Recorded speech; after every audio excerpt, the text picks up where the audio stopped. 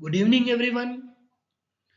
पिछले वीडियो में advocate act को लेकर प्रथम वर्ष एलएलबी में पूछे जाने वाले एक सवाल के बारे में एक क्वेश्चन को लेकर आप लोगों से डिस्कशन हुआ कि कैसे स्टेट बार काउंसिल राज्य के बार काउंसिल का गठन होता है, उनका कंपोजिशन होता है, क्या उनके पावर्स हैं, क्या उनके फंक्शंस हैं, और कैसे ऑल इंडिया बार काउंसिल का कंपोजिशन गठन, क्या उनके फंक्शंस, कार्य और क्या उनकी शक्तियां थी, उसके बारे में हमने डिस्कस किया। आज के सभी के इस वीडियो में हम अधिवक्ताओं के प्रवेश और नामांकन को लेकर बात करेंगे और आगे भी अगले जो सवाल बन सकते हैं उनको लेकर डिस्कस करेंगे। तो पहली बात, जो अधिवक्ताओं का एंट्री है और जो एनरोलमेंट है वो कैसे कंसर्न बार एसोसिएशन में होगा या कंसर्न स्टेट बार काउंसिल में होगा। तो कि साहब उसके लिए सबसे पहले ये जो सेक्शन 16 है ये हमको यहाँ दिखाई पड़ता है। तो ये जो सेक्शन 16 है यहाँ से हमें मालूम चलता है कि अधिवक्ताओं को इस बाबत दो भागों में बांट दिया गया। एक तो वरिष्ठ अधिवक्ता दिखाई पड़ रहा है, एक अन्य अधिवक्ता। वरिष्ठ कौन है? तो इतना कहूंगा कि वरिष्ठ अधिवक्ता वो है जो माननीय उच्चतम न्यायालय, supreme court, apex court of the country या किसी हाई कोर्ट, उच्च न्यायालय की राय में एक कुशल विधिवेता हो, एक अनुभवी और ज्ञानी अधिवक्ता हो, तो उसको वरिष्ठ अधिवक्ता के रूप में उस अधिवक्ता की अपनी सहमति से पदाभिहित किया जा सकता है। दूसरी बात करें, सेक्शन 17 पर आ जाइए कि राज्य विधिक परिषद अधिवक्ताओं की नामावली रखेगी। तो जो कंसर्न स्टेट की बार काउंसिल है अपनी अपनी, वो उनमें जितने भी एडवोकेट एनरोल होंगे, एंटर होंगे, उनके नाम, पते, उनके बारे में विशिष्ट जानकारियां सारी रखेगी और रजिस्टर में दर्ज करेगी। तो कैसे एनरोलमेंट होता है, तो मैं आपको ये सेक्शन में तो लिखी है बातें, लेकिन फिर भी मैं आपको अगर बहुत आसान तरीके से समझाऊं तो उसके लिए क्या करना होता है, हमको जब हमारी एलएलबी पास हो जाए तो अपने सारे डॉक्यूमेंट्स के साथ, प्रिस्क्राइब फीस के साथ हमको एक एप्लीकेशन अपनी कंसर्न बार में लगा देनी होती है। जैसे जब वर्ष 2006 में मैंने एलएलबी पास की तो मैंने अपने सारे documents, original copies, bar council of Rajasthan से जो एक आवेदन था वो ऑनलाइन भर के और उसको अपने डॉक्यूमेंट के साथ भी पूरा बाय पोस्ट वहाँ भेज दिया था, और जिसमें सारे ओरिजिनल डॉक्यूमेंट, आधार कार्ड और ये सारी चीज़ें वहाँ पे पहुँचा दी थी। और फिर जब भी बार काउंसिल ऑफ राजस्थान के निर्वाचित सदस्यों की मीटिंग होती थी तो उसमें वो अधिवक्ताओं के रूप में इनरोलमेंट कर देते थे और हम लोग एज एडवोकेट रजिस्टर्ड हो जाते थे। फिर वहाँ से हमें एक प्रमाण पत्र, जिसे हम सनद कहते हैं, वो प्रमाण पत्र हमें मिला करता था। तो वो बेसिकली अधिवक्ताओं के इनरोलमेंट की सीधी सीधी प्रक्रिया है जो कि कोई भी राज्य की विधिक परिषद करेगी। चलिए साहब आगे बढ़े। अब आप एक मान लीजिए, एक जैसे बार काउंसिल ऑफ राजस्थान में हमने इनरोल कर लिया अपने आप को, तो अब सवाल ये पैदा होता है, क्वेश्चन अराइजेज, कि क्या हम एक राज्य से दूसरे राज्य में अपनी सनद को ट्रांसफर करा सकते, अपने वकालत करने के लाइसेंस को, जो कि हमने एक राज्य ने हमें इनरोल किया है, उनकी एक राज्य की बार काउंसिल ने हमें जो अपने एडवोकेट के रूप में इनरोल किया है, तो क्या हम किसी दूसरी राज्य में उसे ट्रांसफर करा सकते हैं? तो इसका जवाब आपको सेक्शन 18 में मिलेगा। Whether an advocate who have been already registered into a particular state या bar council of particular state, he can make an application for transfer to practice before any other high court or any other court into a different state। तो क्या किसी different state में भी आप काम करने के लिए, जबकि आपने क्या किया है, मान लीजिए मैंने राजस्थान में अपने आप को एनरोल करा दिया है एज ए एडवोकेट, लेकिन किसी कारण से मुझे मध्य प्रदेश में सेटल होना पड़ जाए, तो क्या मध्य प्रदेश की बार में अपने आप को एनरोल करवाने के लिए क्या मैं कुछ कर सकता हूँ? क्या अगर करूँगा तो उसकी क्या प्रोसीजर रहेगी? तो आपको यहाँ सेक्शन 18 इसका जवाब दे रहा है कि हाँ, पॉजिटिवली जवाब है कि हो तो सकता है।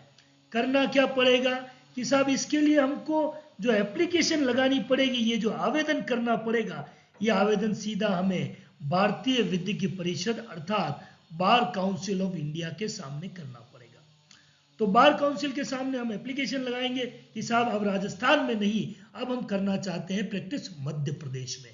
तो मध्य प्रदेश में हमें जाना है। तो ऐसी एप्लीकेशन पर अगर बार काउंसिल ऑफ इंडिया सेटिस्फाइड है, उन्हें लगे कि हाँ वाजिब कारण है, कोई वाजिब रीजन है कि हमारा पूरा ही हमने अपना घर निवास सब चेंज करके अब मध्य प्रदेश में कर लिया है, या और भी कोई कारण है, मान लो मेरे फादर नौकरी में है, किसी के हैं और उन्होंने पूरा ही सेटल अपने आप को एमपी में कर दिया है, या और कोई बिजनेस हमने वहां सेटल कर दिया, अब हम वहीं काम करना चाहते हैं। तो बार काउंसिल ऑफ इंडिया जब सेटिस्फाइड हो जाए तो without paying any extra fees, कोई फीस नहीं देना है, और वो आपके राजस्थान राज्य के बार काउंसिल को निर्देश देगी कि फलाने अधिवक्ता का नाम यहां से हटाकर आप सीधा सीधा मध्य प्रदेश में भेज दीजिए। तो इस प्रकार से हमारा ट्रांसफर हो जाएगा सनद का, और अब हम मध्य प्रदेश और उसके अधीनस्थ न्यायालयों में अपनी पैरवी कर पाएंगे। लेकिन ध्यान रखना है कि मान लीजिए मैं राजस्थान बार काउंसिल का सदस्य और मेरे खिलाफ अगर बीसीआर में, बार काउंसिल ऑफ राजस्थान में, कोई डिसिप्लिनरी एक्शन पहले से चल रहा है, पेंडिंग है, लंबित है, और उन्हें लगता है कि मैंने जो एप्लीकेशन लगाई है वो सद्भाव पूर्वक नहीं है, उस कार्रवाई से बचने के लिए की है, गुड फेथ में नहीं की है, तो फिर जो बार काउंसिल ऑफ इंडिया है वो मेरे इस आवेदन को रिजेक्ट कर सकती है, नामंजूर कर सकती है। तो if the application is not made in good faith, then the bar council of India can reject your application for transfer. तो ऐसे ट्रांसफर की एप्लीकेशन को रिजेक्ट भी किया जा सकता है। तो ये मोटा मोटा सेक्शन 18 की बातें हैं जो आपके सामने रखी। अब बात करते हैं कि सेक्शन 19 कह रहा है कि अधिवक्ताओं की जो नामावलियां है, जो रजिस्टर हुआ है, जो एनरोलमेंट हुआ है, उनकी जो कॉपीज है वो प्रत्येक स्टेट की बार काउंसिल सीधा तैयार करने के बाद भेज देगी बार काउंसिल ऑफ इंडिया को। तो बार काउंसिल ऑफ इंडिया को भेज दिया जाएगा। जितने भी देश में स्टेट हैं या स्टेट के बार काउंसिल हैं, वो सब अपने अपने एडवोकेट को, जैसे मैंने बताया, रजिस्टर करेंगे, और रजिस्टर और एनरोल करने के बाद उनकी पूरी की पूरी जो लिस्ट है, सूची है, वो भेज दी जाएगी बार काउंसिल ऑफ इंडिया को। ऐसा हमें सेक्शन 19 ने बता दिया। अब हम आगे बढ़े तो ज्येष्ठता। अब हमने कहा ना कि भाई कहीं भेजेंगे या किसी का एनरोल करेंगे तो सीनियरिटी के आधार पे या ज्येष्ठता के आधार पे। तो क्या साहब ज्येष्ठता कैसे तय करेंगे? तो क्या साहब मैं आपको पहले भी एग्जांपल दे चुका, फिर कह रहा हूं कि मेरी उम्र भले ही 43 साल हो, लेकिन मैंने 2006 में राजस्थान बार काउंसिल में अपनी एनरोलमेंट करवाई, अपना नामावली में नाम दर्ज कराया, फीस जमा कराई, तब से मैं बार काउंसिल ऑफ राजस्थान का मेंबर हूं। अब मान लीजिए कोई व्यक्ति किसी पेशे से रिटायर होकर रिटायरमेंट की आयु में 55 साल में वकालत के व्यवसाय में आया, चूंकि उसने पहले ही एलएलबी की डिग्री ले रखी थी, तो वो उम्र में मुझसे बड़ा भले ही हो, लेकिन वो अगर आज 55 साल में रिटायर होने के बाद 2024 में अगर बार काउंसिल ऑफ राजस्थान में एनरोलमेंट कराता है तो सीनियर मैं माना जाऊंगा, ज्येष्ठता मेरी मानी जाएगी। हाँ, ये बात और है कि जहां 2 या 2 से अधिक व्यक्तियों की ज्येष्ठता की तारीख एक ही है, तो वहां आयु में ज्येष्ठ व्यक्ति दूसरे से ज्येष्ठ माना जाएगा। मतलब अब दोनों की एक ही डेट है, एज भी एक ही है और एनरोलमेंट करा रहे हैं, तो या एज, तो फिर जो आयु में ज्येष्ठ है तो वहां पे वो देखना पड़ेगा, तारीख एक ही हो, ज्येष्ठता की तारीख का अर्थ ये है। तो उसमें आपको, और अगर कोई विवाद उत्पन्न हो जाए तो राजस्थान बार काउंसिल या स्टेट की बार काउंसिल को उसको डायरेक्ट कर दिया जाएगा। जब हमारा एनरोलमेंट हो जाए तो फिर हमें एक सर्टिफिकेट मिलेगा सेक्शन 22 में, जिसे नामांकन प्रमाण पत्र कहा गया है, रजिस्ट्रेशन का, नॉमिनेशन का या एनरोलमेंट का सर्टिफिकेट, आप इसे कुछ भी कह सकते हैं, और वो की हम सनद के रूप में उसे कहते हैं, तो वो जारी करेगी हमारी बार काउंसिल, स्टेट की बार काउंसिल। ऐसा प्रत्येक व्यक्ति जिसका नाम किसी राज्य की बार काउंसिल में दर्ज है अपने स्थायी निवास और उसमें कहीं रहने की जगह में कोई परिवर्तन करता है, एड्रेस को चेंज करता है, तो उसकी ड्यूटी है कि उसे अपने कंसर्न स्टेट को सूचना देनी चाहिए। जैसे पहले मैं उधर मल्ला तलई की तरफ रहा करता था, ठीक है, और बाद में जब मैंने वर्ष 2015 में यहाँ सेक्टर्स में अपना मकान बना लिया, तो फिर अब मैंने उस समय सूचना दी बार काउंसिल ऑफ राजस्थान को कि साहब मैंने एड्रेस चेंज कर लिया है, आप भी रिकॉर्ड्स में मेरा एड्रेस चेंज कर लीजिए। तो सेक्शन 22 में वो हमारी ड्यूटी बन जाती है कि हम उसे चेंज करने के लिए वहाँ पे एप्लीकेशन लगा दें या अपनी जो चेंज की डिटेल है वो वहाँ भिजवा दें। नया आधार कार्ड में भी चेंज हुआ तो वो भी वहाँ कॉपी लगा दी जाए। अब हम लोग बात करते वे व्यक्ति जिन्हें किसी राज्य की नामावली में अधिवक्ता के रूप में प्रविष्ट किया जाए। भाई कौन व्यक्ति है, कौन एलिजिबल है एडवोकेट के रूप में? तो देखिए सिंपल सी बात है, पहली बात है कि वो भारत का नागरिक हो, ठीक है, 21 साल की आयु पूरी करना उसके लिए जरूरी, must be citizen of India and he must attend the age of 21 year. और तीसरी बात मैं कह रहा हूं कि उसने भारत में मान्यता प्राप्त किसी विश्वविद्यालय से कानून की डिग्री ले ली हो। हमारे लिए ये 3 पॉइंट इंपॉर्टेंट है और इन्हीं 3 पॉइंट को अगर आप लिखोगे तो काम चल जाएगा। क्यों कि बाकी की जो ये बातें हैं ये मुझे नहीं लगता कि आज की तारीख में प्रासंगिक है कि 1967 से पहले 35 से और ये सब चीजें 12 मार्च 1970, क्यों कि अब उसकी कोई आवश्यकता नहीं है। हम तो यही मानेंगे कि 3 चीजों की जरूरत है, must be the citizen of India, must attain the age of 21 year or he is getting a degree for any recognized university of degree of law। तो लॉ की डिग्री किसी रिकॉग्नाइज्ड यूनिवर्सिटी से ले ली है तो वो भी वहां पे एक एलिजिबल हो जाएगा अपने आप को एज एन एडवोकेट एनरोल कराने के लिए। एलिजिबिलिटी एक तरफ हो गई तो एक तरफ डिस्क्वालिफिकेशन भी हो गई। तो 24A को जब आप देखोगे तो यहां डिस्क्वालिफिकेशन क्या है, मतलब कब आपने अगर डिग्री भी ले ली है, आप 21 वर्ष के भी हो, आप भारत के नागरिक भी हो, फिर भी आपका नाम स्टेट बार काउंसिल अपने एडवोकेट के रूप में एनरोल नहीं करेगी। कब नहीं करेगी? तो नंबर 1, वो नैतिक अधमता से संबंधित किसी अपराध के लिए सिद्ध दोष ठहराया गया हो, मीनिंग देयर बाय कि if any person who has been convicted in relation to an offense of moral turpitude। तो moral turpitude मतलब नैतिकता से संबंध में नैतिक अधिकतम नैतिक अवचार जिसने किया हो और उसकी कन्विक्शन हो गई हो। तो देखिए समाज में मोरलिटी बहुत जरूरी है और अगर हमने इमोरल कार्य किए हैं और इमोरल कार्यों के लिए कन्विक्ट हो गए हैं तो उसके लिए हम फिर एडवोकेट के रूप में अपने आप को रजिस्टर नहीं करा पाएंगे और ये हमारी डिस्क्वालिफिकेशन के रूप में आएगा। दूसरी बात, अप्रस्तुता अपराध अधिनियम जो अनटचेबिलिटी ऑफेंस एक्ट था 1955 का, छुआछूत अधिनियम भी हम जिससे कहते हैं कि अगर कोई व्यक्ति इस छुआछूत अधिनियम के अंतर्गत अब किसी अपराध के लिए दोषी ठहराया गया हो न्यायालय के द्वारा, तो अगर कोर्ट ने किसी व्यक्ति को इस पर्टिकुलर एक्ट में कन्विक्ट किया है तो भी इस छुआछूत अधिनियम में अगर आप दोषी पाए गए हो, आपको न्यायालय ने कन्विक्ट किया है, सजा दी है, तो मान के चलिए कि आप एडवोकेट के रूप में रजिस्टर नहीं हो पाओगे। तीसरी बात, ऐसे किसी आरोप पर जिसमें नैतिक अधमता वही मोरल टर्पिट्यूड अंतर्वलित है और उसके कारण वो स्टेट में किसी ऑफिस पर किसी नियोजन या एम्प्लॉयमेंट में था और वहां से हटा दिया गया है, तो कोई राज्य की सेवा में था, नियोजन में था, सरकारी पद पर था और उसने मोरल टर्पिट्यूड से संबंधित कोई अपराध किया और उस कारण से उसे नौकरी से निकाल दिया गया, तो वो भी एडवोकेट के रूप में एनरोल होने के हकदार नहीं है।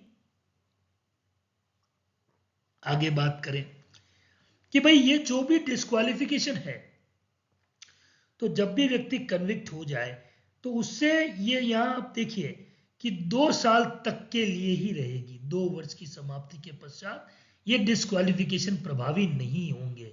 तो ध्यान रखना है कि 2 साल तक का इनका क्राइटेरिया रहने वाला है।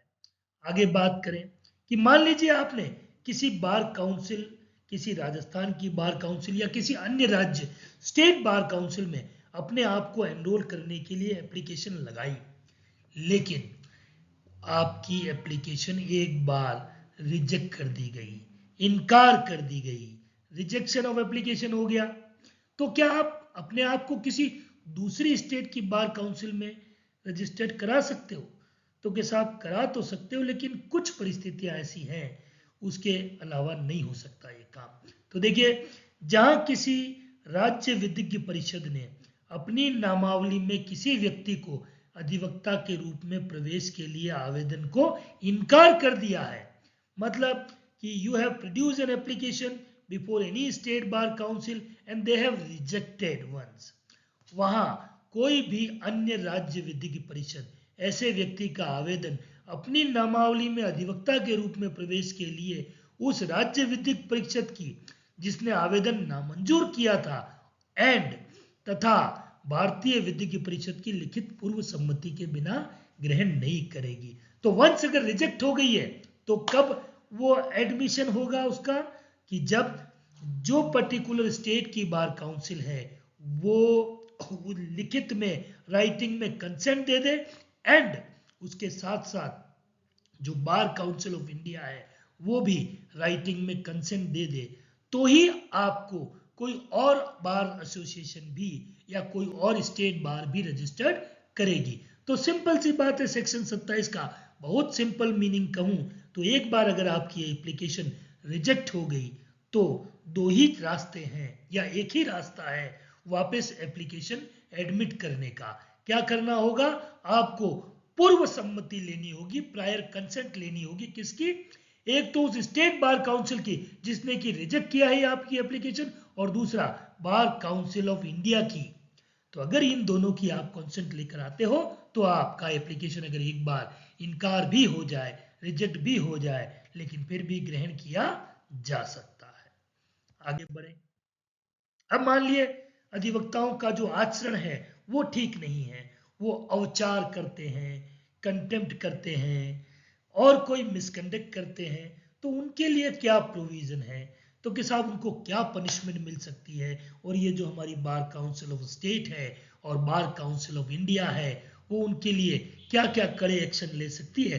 तो सेक्शन 35 आपको देखोगे तो यहाँ अवचार के लिए अधिवक्ताओं को दंड देने का, punishment for contempt to the advocates.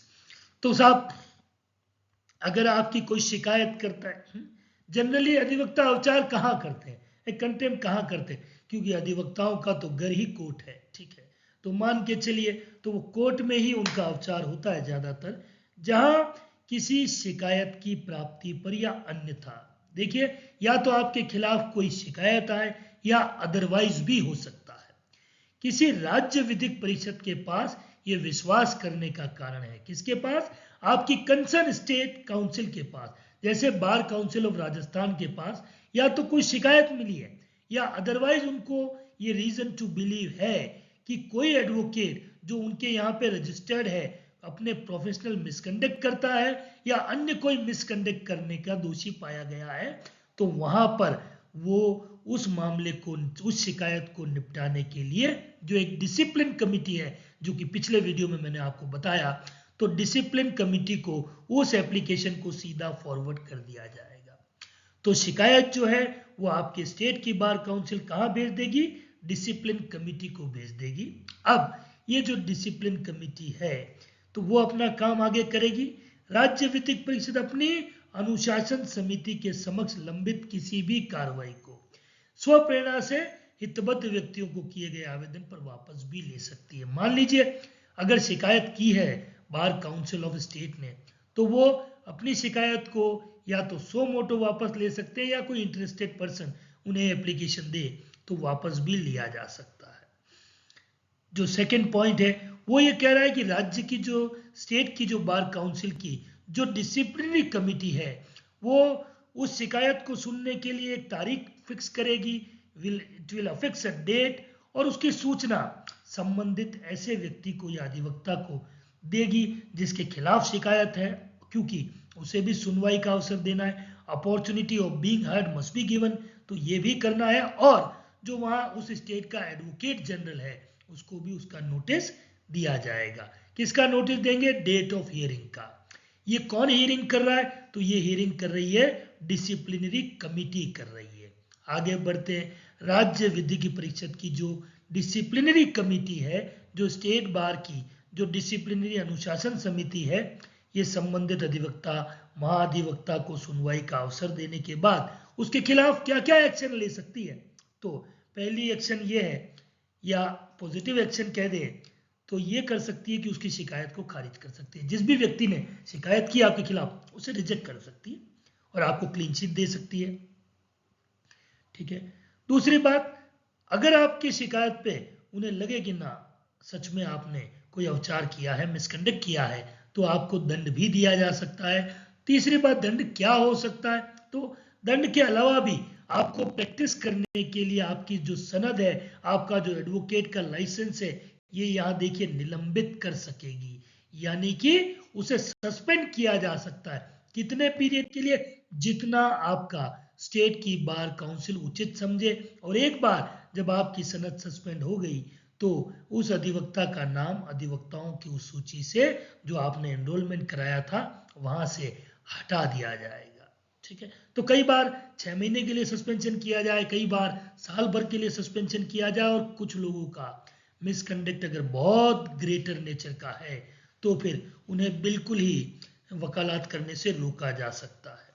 अभी ये जो निलंबन सस्पेंड किया जाएगा उसमें आप क्या कर पाओगे, क्या बैन लगेगा आप पे? तो ये विधि व्यवसाय जो है जिससे कि हमारा ब्रेड एंड बटर चलता है, आगे आने वाले समय में आप विद्यार्थियों का भी चलने वाला है, और ये इस ब्रेड एंड बटर की व्यवस्था पर रोक लगा देंगे कि आप भाई कोर्ट में पैरवी नहीं कर पाओगे, आप विधि व्यवसाय करने के लिए बैन हो जाओगे during the period of suspension.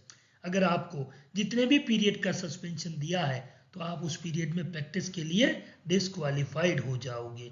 तो ये मोटी मोटी बातें यहाँ आपको देखने को मिलेगी। अब बात करते हैं कि बार काउंसिल ऑफ इंडिया जो है उनकी डिसिप्लिनरी पावर्स क्या क्या है।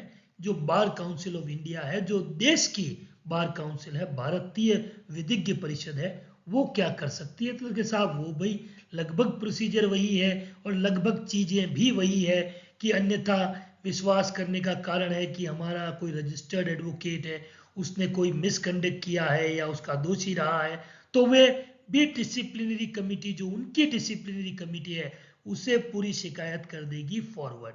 तो शिकायत फॉरवर्ड करने के बाद तो वही वाला डर रहा है कि भाई पहली बात तो जो शिकायत दी है वो जिसने शिकायत दी, तो हमारी ये जो इंडियन बार काउंसिल है शिकायत को वापस भी ले सकती है। और उसके बाद तो वही बताया कि जो सेक्शन 35 में तो क्या पढ़ा हमने अभी कि जो वो डिसिप्लिनरी कमिटी है, जो अनुशासन समिति है, वो क्या करेगी? वो फॉरवर्ड वो एक डेट फिक्स करेगी और डेट फिक्स करने के बाद नोटिस देगी। किसको नोटिस देगी? जिसके खिलाफ, जिस भी एडवोकेट के खिलाफ शिकायत है उसको नोटिस चला जाएगा। और पहले हम दे रही थी, जो स्टेट की बार काउंसिल थी वो एडवोकेट जनरल को नोटिस दे रही थी, लेकिन ये भारतीय विधिज्ञ परिषद है, ऑल इंडिया बार काउंसिल है, तो ये नोटिस दे रही, ये नोटिस एक उस व्यक्ति को भी देगी, एडवोकेट को जिसके खिलाफ शिकायत है, और यहाँ देखिए अटॉर्नी जनरल ऑफ इंडिया को भी नोटिस, भारत के महान्यायवादी को भी नोटिस दिया जाएगा। तो उनको नोटिस देने के बाद कार्रवाइयां क्या करेंगे? तो वही दंडात्मक कार्रवाइयां हैं जो कि वो कर सकते थे। आपकी सनद को सस्पेंड कर सकते हैं, आपके विधि व्यवसाय करने पे पाबंदियां लगाई जा सकती है, रोक लगाई जा सकती है, ये सारी चीजें वो भी वो जो जैसा कि सेक्शन 35 में हमने पढ़ी वे की वे करने का अधिकार है। अब बात करते हैं कि भाई आपके खिलाफ जो शिकायतें हुई उसकी अपीलें कहाँ होनी है। तो अपीलों के लिए आप देखिए कि अगर आपकी शिकायत बार काउंसिल ऑफ इंडिया में हुई है, ठीक है, भारतीय विधिज्ञ परिषद में हुई है, और उनकी अनुशासन कमेटी ने जो आपके खिलाफ वर्डिक्ट दिया है, जो आपको दंड दिया है, तो उनकी जो अपील होगी वो बार काउंसिल ऑफ इंडिया की सीधी सुप्रीम कोर्ट में हमको अपील करनी है, और वो सुप्रीम कोर्ट में अपील 60 डेज में ही करनी पड़ेगी। दूसरी बात, अगर आपको किसी स्टेट बार काउंसिल ने, उसकी कमिटी ने, डिसिप्लिनरी कमिटी ने एक्शन लिया है, आपको दंड दिया है, तो फिर उसकी अपील कहाँ पे होगी? उसकी अपील आपको बार काउंसिल जो है वो बीसीआई में उसकी अपील करनी पड़ेगी। बीसीआई की डिसिप्लिनरी कमेटी में आप उसकी अपील करोगे तो बार काउंसिल ऑफ इंडिया के तो बार काउंसिल ऑफ इंडिया की डिसिप्लिनरी कमेटी में वहां अपील करो और उसका भी पीरियड 60 ही दिन का होने वाला है। तो इस तरीके से अगर आपको जैसे राजस्थान की बार काउंसिल के आप मेंबर हो, वहां की डिसिप्लिनरी कमेटी ने अगर आपके खिलाफ कोई एक्शन लिया, आपकी सनद सस्पेंड की, तो आप वहां पे जो बार काउंसिल ऑफ इंडिया की डिसिप्लिनरी कमेटी है वहां अपील करिए 60 डेज में, ठीक है। और अगर जो बार काउंसिल ऑफ इंडिया की डिसिप्लिनरी कमेटी ने भी आपके खिलाफ कोई वर्डिक्ट दे दिया है या आपके खिलाफ कोई शिकायत पे एक्शन ले लिया है, तो आप सेक्शन 38 में यहाँ उच्चतम न्यायालय को अपील कर पाएंगे, सुप्रीम कोर्ट ऑफ इंडिया को अपील करेंगे और पीरियड भी 60 डेज का यहाँ पे आपको दिखाई पड़ रहा है। तो ये सारी बातें आज के इस वीडियो में, एक सवाल और आपका बन सकता है जिसको लेकर मैंने की। उम्मीद करता हूं कि वीडियो आपके लिए हेल्पफुल रहा होगा। कमेंट बॉक्स में जवाब दीजिएगा और ज़्यादा से ज़्यादा लाइक शेयर कीजिएगा और सब्सक्राइब करना ना भूलिए। Thank you.